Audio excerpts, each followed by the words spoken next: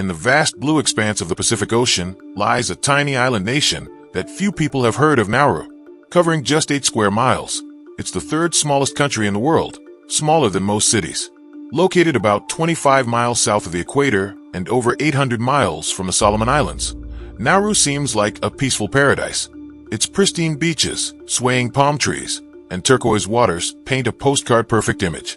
But just a short walk, less than 1,000 feet, from the shoreline reveals a stark contrast, a jagged, barren wasteland. Towering coral pinnacles and craters stretch across the land like scars. It might look like a strange natural landscape, but it isn't. This devastation is entirely man-made, and it wasn't just one country responsible. It was the result of decades of extraction by Australia, Britain, and New Zealand, all in pursuit of one thing: phosphate. So how did this seemingly idyllic island become one of the most environmentally damaged places on Earth? Nauru's human story began around 3,000 years ago, when Micronesian seafarers settled on the island. They established communities around the central freshwater lagoon known today as Buada Lagoon, which became a vital source of drinking water and food. The settlers developed aquaculture, raising fish in the lagoon, and survived on crops like coconuts and pandanus fruit. Life was tough due to the island's limited resources, and tribal conflicts occasionally broke out. Still, the islanders adapted and thrived for centuries, until European contact changed everything. In 1798, British Captain John Fearn became the first European to officially sight the island. He called it Pleasant Island. And soon after, European traders and deserters from passing ships began settling there. They brought firearms and alcohol, trading them with locals in exchange for food and services. These new influences quickly sowed chaos. By 1878, tensions had escalated into a 10-year civil war, heavily fueled by imported weapons. The war devastated the local population and social fabric, but as bad as things were then, the most catastrophic transformation was still to come. While Nauru may not have had gold or oil, it did have something far more valuable to early 20th century agriculture: phosphate. For centuries, the island had been a nesting ground for seabirds. These birds, with no natural predators on land, blanketed the island in droppings, or guano, which, over time, hardened into rich phosphate deposits. In 1899, a geologist named Albert Ellis examined what he thought was a chunk of petrified wood being used as a doorstop in Sydney. To his surprise, it turned out to be high-grade phosphate rock from Nauru. Ellis realized that the island sat atop a geological gold mine, a fortune in fertilizer. Soon, the Pacific Islands Company and a German firm called Jalowit Gesellschaft moved in to begin mining. In just a few years, Nauru's quiet central plateau was transformed into an industrial site. Extracting phosphate from Nauru was deceptively simple. The deposits were just below the surface, and all it took was clearing some vegetation and digging into the coral. Tracks and railways were quickly laid to transport the ore, and ships docked at the coast to export the material to Australia and Europe. In the first year alone, about 5 tons were extracted, but that was only the beginning. After World War I, Nauru was placed under joint control of Australia, Britain, and New Zealand through a League of Nations mandate. These countries formed the British Phosphate Commissioners, who oversaw the island's resources, though Australia took the lead. They expanded mining operations dramatically. By the 1920s, 200,000 tons of phosphate were being exported annually. A 1924 National Geographic photographer described the mined areas as ghastly tracts of land full of rusted equipment, broken coral, and environmental ruin.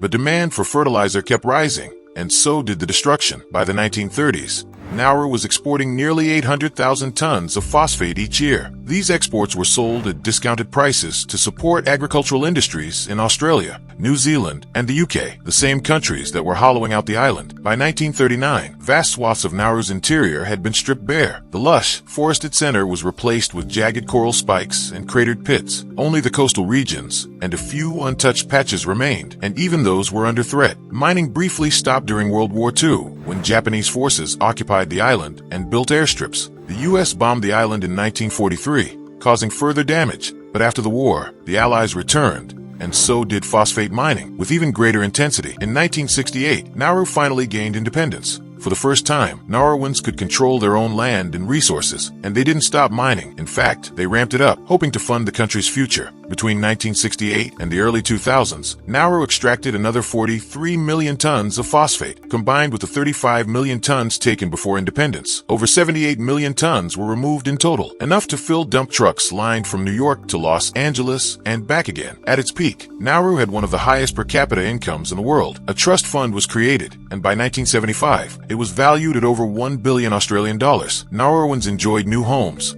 cars, and global travel. For a brief period, it seemed that Nauru had struck gold, except it was phosphate, but the wealth didn't last. Poor investments and financial mismanagement drained the trust fund. By the 2000s, Nauru was broke. Even worse, 90% of the island was now uninhabitable, a sharp, coral-filled wasteland where nothing could grow. The environmental cost was staggering. Forests were wiped out.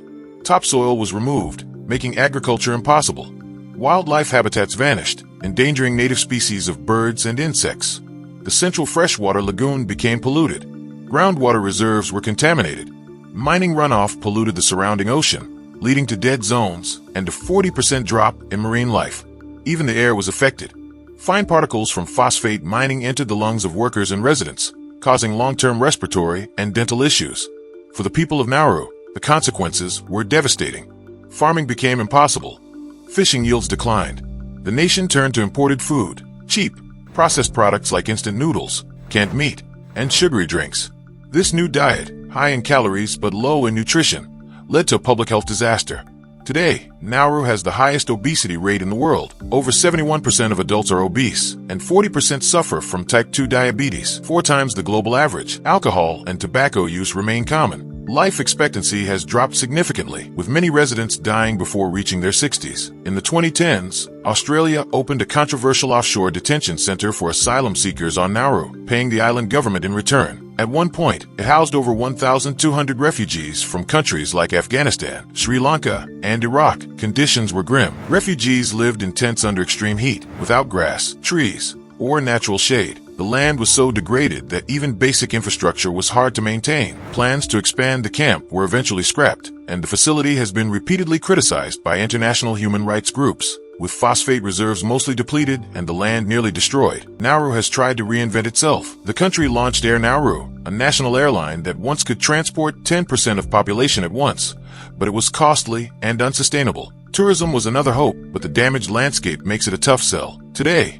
Nauru relies on selling fishing rights, offshore banking, company registrations, and payments from Australia for hosting the immigration center. Meanwhile, reforestation and land rehabilitation efforts are underway, but progress is slow and resources are limited. Cautionary tale of environmental exploitation, short-term wealth, and long-term suffering. An island that once teemed with forests, wildlife, and culture was reduced to a hollow shell, all in the name of fertilizer.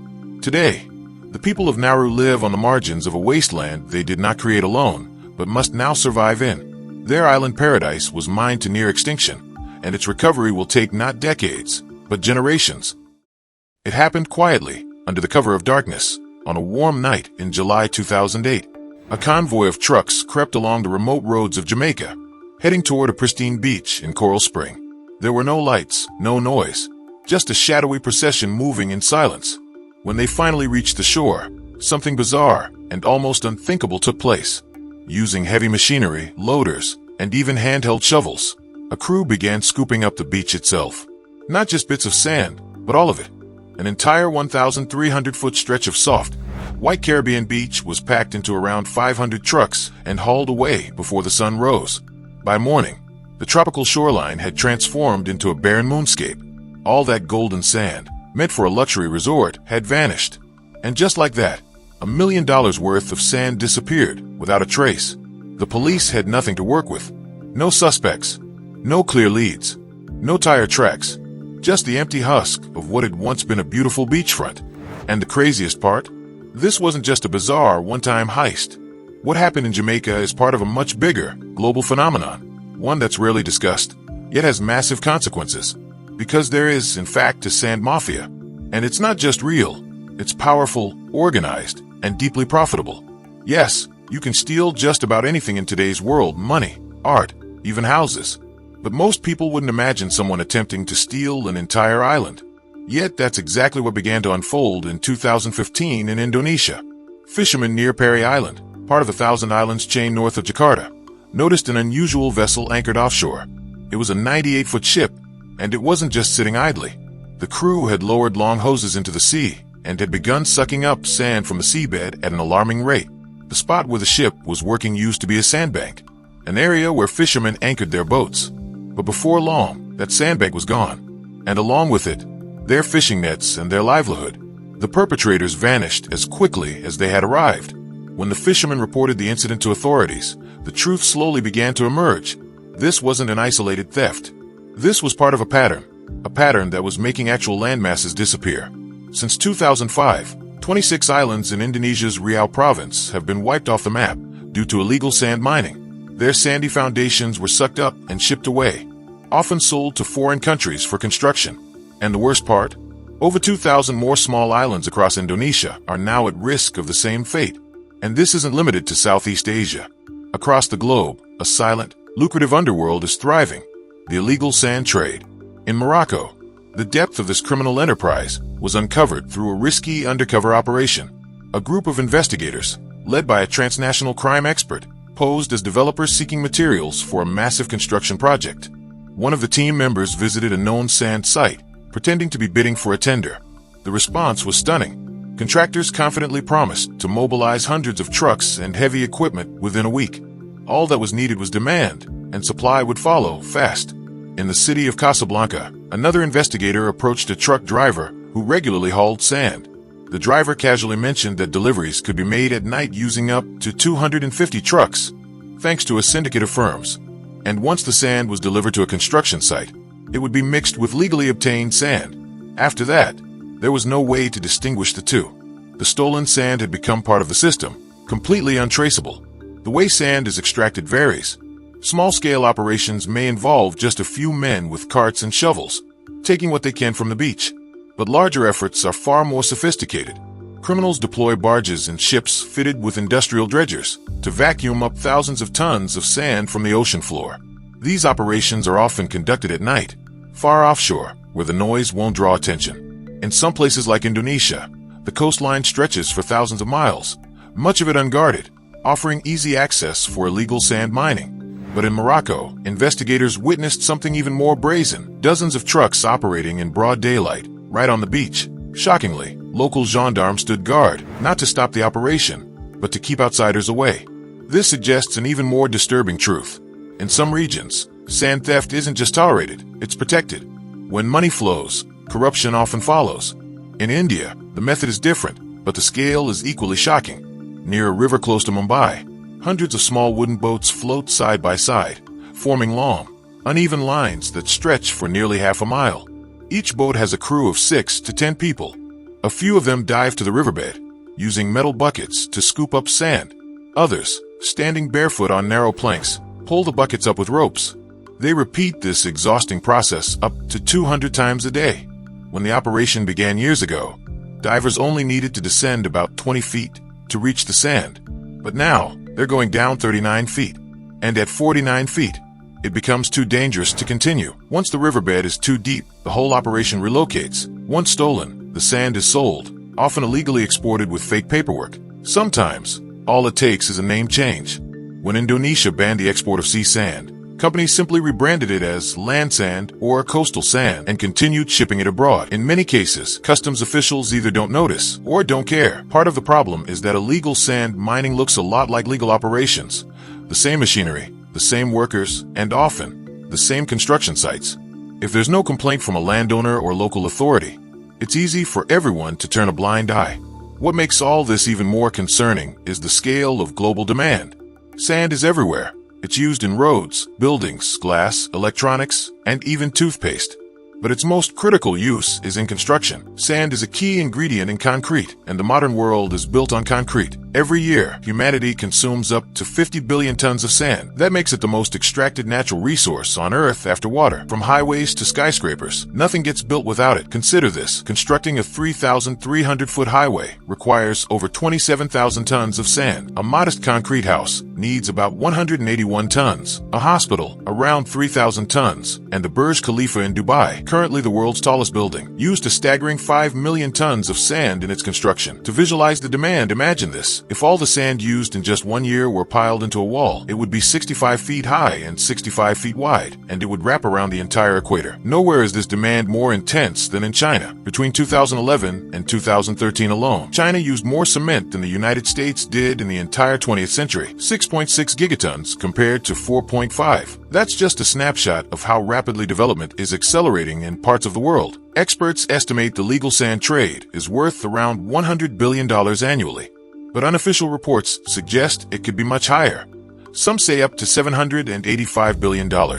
With those kinds of numbers, it's no surprise that a black market has emerged. In Singapore, for instance, the price of imported sand was just $3 per ton in 1995. By 2005, it had skyrocketed to $190. That's more than a 60-fold increase in just 10 years, and the trend is still going up. But not all sand is created equal. The best sand for construction comes from riverbeds, lakes, and coastal areas, where the grains are angular and stick together well in concrete. Desert sand, on the other hand, is too smooth and rounded, making it mostly useless for building. And so, the hunt for quality sand pushes criminals to rivers, beaches, and shallow seas, places already under pressure from erosion, rising sea levels, and overdevelopment. The consequences are severe. Ecosystems are destroyed, fisheries collapse, islands disappear, and the poorest communities are often hit the hardest, losing both their land and their livelihoods. Despite the massive scale of the problem, illegal sand mining remains understudied and poorly regulated. Much of it takes place in remote areas, far from public view, and often with the complicity of those in power. So next time you walk on a beach, admire a towering skyscraper, or drive down a newly paved road, remember, there's a hidden cost to our concrete world. And sometimes, the most ordinary substance, sand, can be the most extraordinary crime. In 2021, news outlets started buzzing once again with something new. China was building yet another mysterious structure in the middle of the Gobi Desert. At first glance, it didn't raise too many eyebrows. After all, China is no stranger to grand-scale construction projects in the middle of nowhere. But this time, it wasn't a solar farm or a military testing site. It turned out to be a nuclear power facility. Still not surprising? Fair enough. China already has dozens of nuclear plants scattered across the country. But dig a little deeper, and things start to get a lot more interesting. Because this wasn't just any nuclear reactor. This one was powered by a rather obscure element, thorium. And the more you learn about it, the more it starts to feel like something out of a science fiction novel. Back in 1828, the Swedish chemist Jöns Jacob Berzelius discovered a new element and gave it a name that sounded straight out of Norse mythology. He called it thorium, after Thor, the god of thunder. On the periodic table, thorium sits with the actinides and carries the atomic number 90. It's a silvery metal, slightly radioactive, and it turns out, it might just hold the key to revolutionizing nuclear energy. Now, if the word radioactive makes you uneasy, don't worry. Thorium is radioactive, but only mildly. That's because all naturally occurring thorium is thorium-232, an isotope with a half-life so long it stretches the imagination. To put it in perspective, thorium-232 has been around since before the Earth was even formed. Some scientists believe it predates the solar system itself, possibly even going back to the aftermath of the Big Bang. And billions of years later, it's still decaying, very slowly. Because of its low-level radiation, thorium is surprisingly safe to be around in small concentrations. In fact, it's found in beach sand all around the world. One of the most common minerals containing thorium is called monazite. This mineral can contain anywhere from 3.5% to 10% thorium by weight. That might not sound like a lot, but when you consider the sheer volume of monazite-rich sand in certain parts of the world, it adds up. So, how much thorium do we actually have access to? Well, thorium is far more common than you might think. In the Earth's crust, it's found an average of 10.5 parts per million. For comparison, tin, a metal we use all the time, is present at only 2.3 parts per million. Even gold, that famously precious metal, only appears at about 1.8 parts per million. Thorium is, relatively speaking, everywhere. When it comes to national reserves, India holds the top spot. The country has about 340,000 tons of thorium, most of it in its western coastal regions, where monazite sands are abundant. China isn't far behind, with roughly 280,000 tons of industrial reserves. But there's an important difference. India's thorium is mainly found in beach sands, while China's thorium is buried deeper and not mined directly. So how is China getting its hands on so much thorium? Here's the clever part. China doesn't need to mine thorium directly. That's because thorium is a byproduct of rare earth mining, and in the world of rare earth elements, China is the undisputed heavyweight champion. As of 2023, China produced 70% of the world's rare earth elements and processed about 90% of them. These materials are essential for making everything from smartphones and electric vehicles to wind turbines and guided missiles. And the epicenter of this production is a massive operation in Inner Mongolia, the Bayan-Obo mine, located about 93 miles northwest of Baotou. Spread over 19 square miles, it holds a majority of China's rare earth reserves, and one of its key minerals is, once again, monazite. After extracting the rare earth elements from monazite, what's left behind is usually discarded as waste. But that so-called waste contains significant quantities of thorium. So, thanks to its booming rare earth industry, China ends up with a steady, almost effortless supply of thorium. This gives the country a serious strategic advantage. Thorium has a variety of uses. It's added to metal alloys like magnesium and aluminum to improve their strength and heat resistance. It's also used in welding electrodes and even in high-end optical lenses, where it helps increase light refraction. These applications are helpful, but they pale in comparison to thorium's most promising use, nuclear power. The idea of using thorium as nuclear fuel isn't new. Back in the 1960s, American scientists at the Oak Ridge National Laboratory in Tennessee experimented with a completely different kind of nuclear reactor, one that didn't rely on uranium or plutonium. Led by nuclear pioneer Alvin Weinberg, researchers developed a reactor that ran on uranium-233, which isn't found naturally but can be produced by irradiating thorium-232 with neutrons. Over time, thorium-232 absorbs a neutron, undergoes a few decay steps, and becomes uranium-233, a fissile material capable of sustaining a nuclear chain reaction. Between 1965 and 1969, Oak Ridge ran an experimental molten salt reactor for a total of 15,000 hours. It used a mixture of fluoride salts with thorium dissolved into the solution, producing nearly 8 megawatts of thermal power. It was a major technological breakthrough, but the world wasn't ready. The materials needed to handle the high temperatures and corrosive nature of the molten salt weren't available at the time. Additionally, the U.S. nuclear industry had already committed to uranium-based solid fuel reactors, which were better understood and aligned more closely with military needs. The thorium reactor was shelved and largely forgotten, until now. Fast forward to 2021. Deep in the Gobi Desert, about 75 miles from the city of Wuwei, China successfully built and tested a new molten salt thorium reactor. For the first time since Oak Ridge, a thorium-powered system achieved stable nuclear fission. The Chinese reactor isn't huge. Its thermal output is just 2 megawatts, and it doesn't yet generate electricity. But that's about to change. China plans to scale up and build a new reactor with a thermal capacity of 60 megawatts and an electrical output of 10 megawatts. These are still small by commercial standards, but they mark a significant milestone. You might be asking, why go through all this trouble? Why not just stick with tried-and-true uranium reactors? There are several compelling reasons. First, China is concerned about long-term uranium supply. The country has over 50 nuclear power plants that together generate roughly 400 terawatt-hours of electricity per year. That accounts for about 5% of China's total energy production, which, given China's massive demand, is a substantial chunk. And it's only the beginning. Between 2005 and 2020, China added about 3.4 gigawatts of nuclear capacity annually. From 2020 onward, they've increased that goal to 9 gigawatts per year. Clearly, the country is betting big on nuclear, and that means finding alternative fuels is crucial. Thorium is 3 times more abundant than uranium. According to some estimates, China's thorium reserves alone could power the nation for up to 20,000 years. That kind of energy security is hard to ignore. And there's more. China, like much of the world, is pushing toward zero emissions. The country is investing heavily in solar, wind, and hydropower, but these sources have limitations. Nuclear energy, on the other hand, is dense, reliable, and carbon-free. While traditional uranium reactors have long raised concerns about safety and nuclear waste, thorium-based systems offer promising solutions. For one, they produce far less long-lived radioactive waste. The molten salt design is also considered inherently safer. If the reactor overheats, the fuel can drain into a containment vessel and cool off naturally, avoiding meltdowns. So, what China is doing in the Gobi Desert isn't just another mega project. It's a potential leap forward in how humanity generates clean, abundant energy. With the world facing increasing pressure to decarbonize and reduce its reliance on fossil fuels, thorium might just be the underdog we've been waiting for. And if that's the case, we'll be seeing a lot more quiet revolutions beginning in the desert.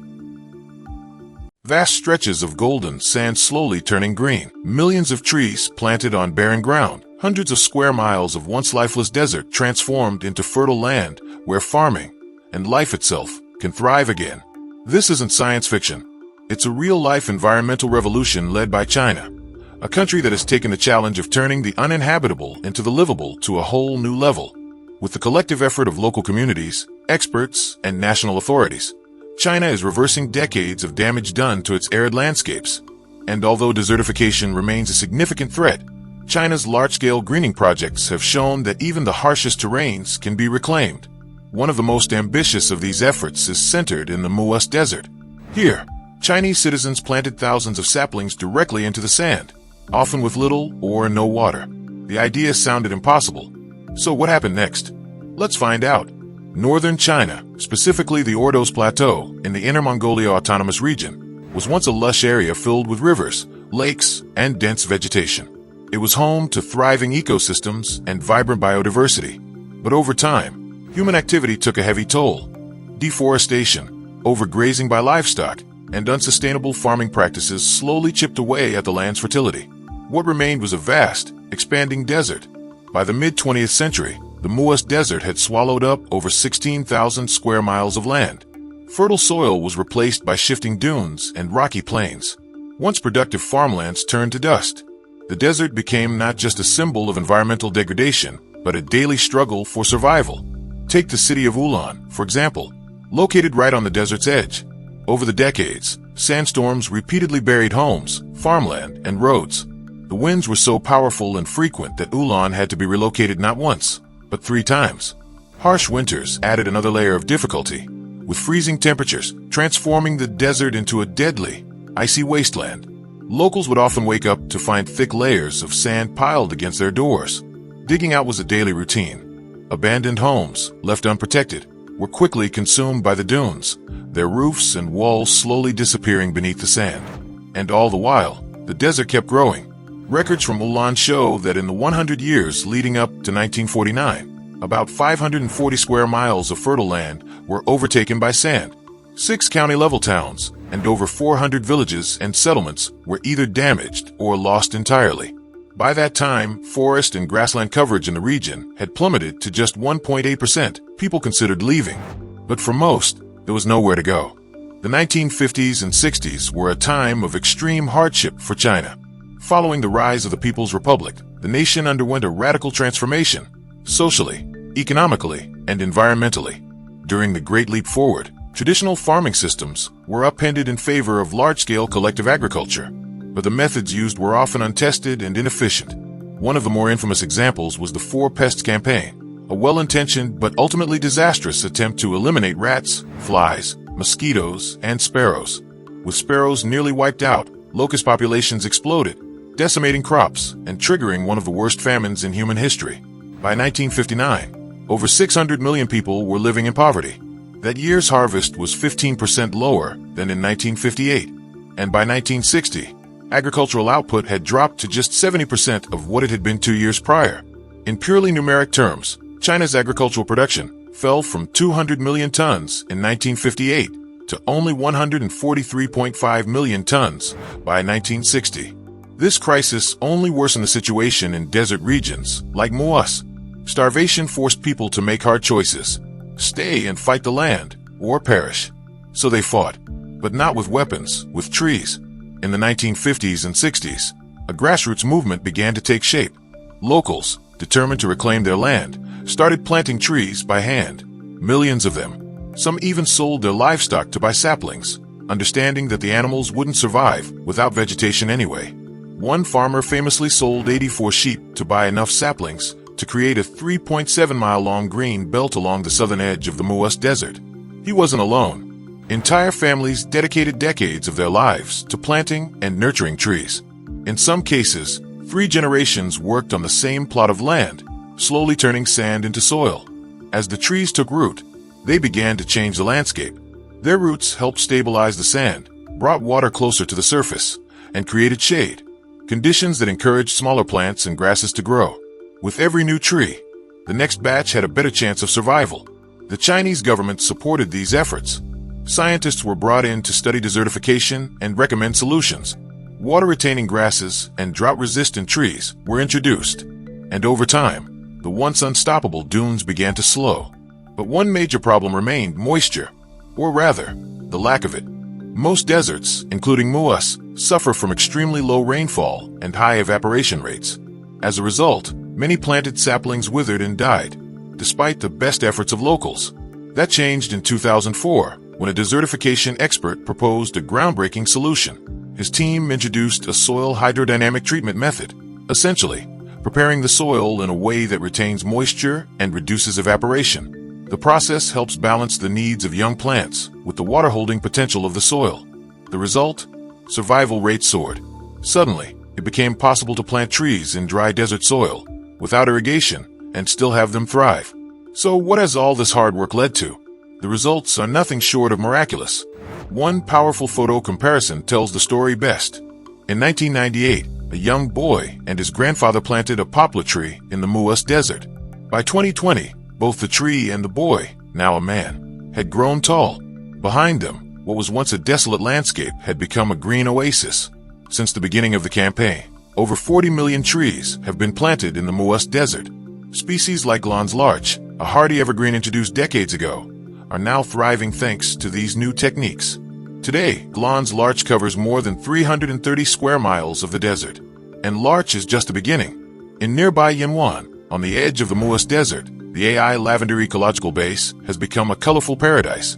Covering over 4,900 acres, the area now blooms with more than 3,000 acres of lavender, plus hundreds of acres of other flowers like verbena and chrysanthemums.